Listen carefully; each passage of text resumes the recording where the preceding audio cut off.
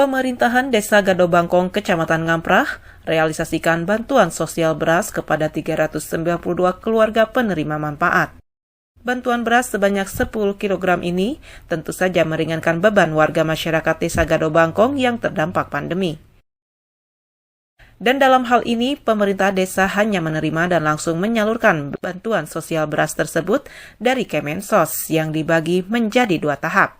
Tahap pertama dibagikan Senin 16 Agustus kepada 122 PKM dan tahap kedua Rabu 18 Agustus kepada 370 PKM, ungkap Kepala Desa Gadobangkong Dr. Andes A. Taijudin.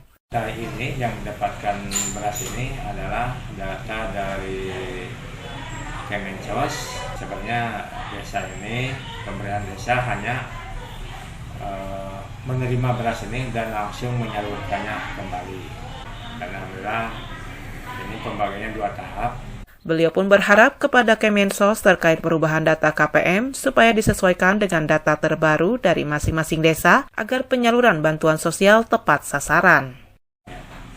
Harapan kami semoga data yang mendapatkan bantuan-bantuan ini adalah data yang telah mendapatkan pemutahiran data ya.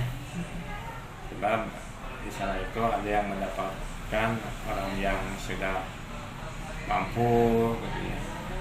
Bahkan ada juga yang sudah meninggal.